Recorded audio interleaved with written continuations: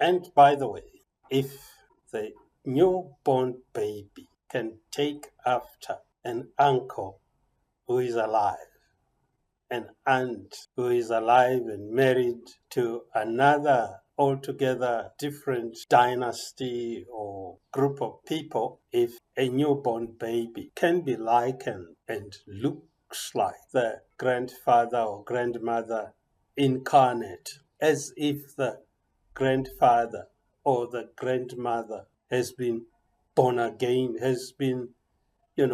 resurrected, is back to life. If that can happen in respect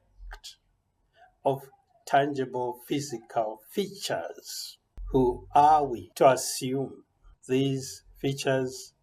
are just ordinary physical features and it's a coincidence that they resemble somebody who is related to the baby, either immediately or remotely, whether they are close or distant, in terms of the relationship itself or in terms of time. People who are alive, people who died a few years ago, people who died maybe several decades ago, who are generations going into the past, distant from the newborn baby. And if we find that there are very close similarities, what stops those similarities from actually extending even deeper into that baby's identity so that that baby might also resemble those individuals who were born before the baby, resembling the content of their personalities, of their characters. What stops that baby having the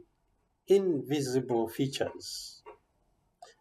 intangible aspects of the aunts, the uncles, the elder brothers, the fathers, the mothers, the grandmothers, the grandfathers, the great grandmothers, the great grand uncles, the great grandfathers? What stops that baby from inheriting through the bloodline the features in terms of behavior, caliber, abilities, talents, gifts, anointing? What stops that baby from inheriting the content of the personalities of those very same people whose physical features that baby seems to bear according to observers? In fact, as these babies grow up and they become toddlers, and the family members watch the baby now beginning to relate to the environment around them and to the people, the siblings, the mother, the father, the uncles, the aunts, the cousins, the nieces. Sometimes they begin to actually notice that the behavior of that child closely resembles one of their number who is currently living, or resembles one of their number who is long gone. They begin to say, the way he talks, the way she talks like Uncle so and so. He talks like Aunt so and so. Talks like grandfather so and so, grandmother so and so. Already they are beginning to classify that person, that baby, that child, aligning them with people who are already adults or elders or long gone, departed, buried, almost forgotten. But they are reminded of those people who have long departed by the children, the way the children behave, who were not in existence when those who are long gone used to roam the earth, used to relate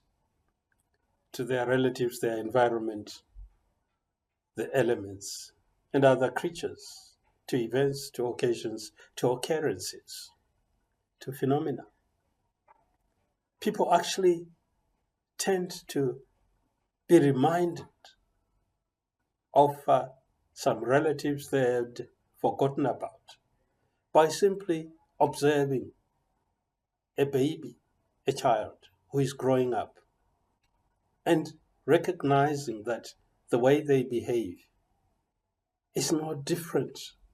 from the way one of their number who is already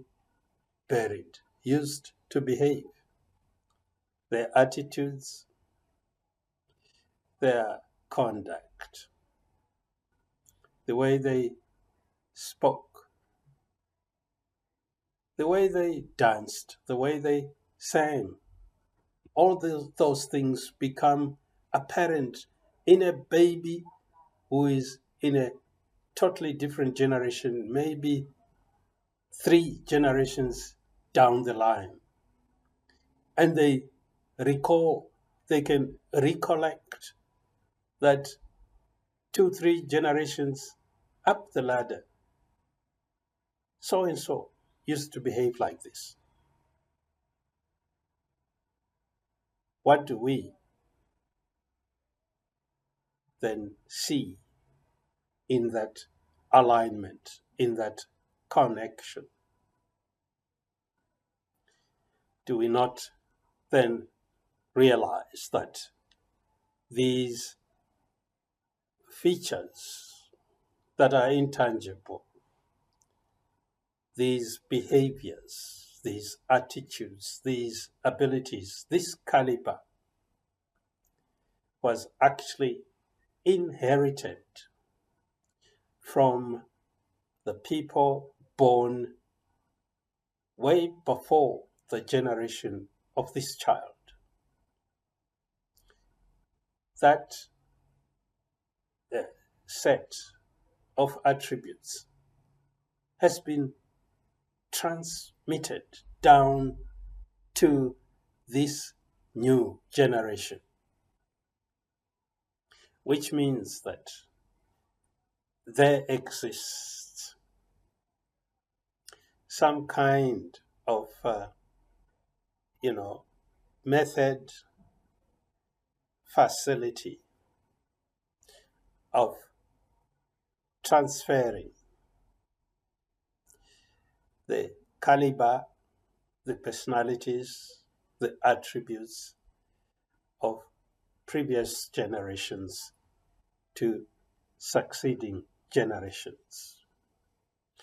And that transmission perhaps is not limited to good things. There's the transmission of the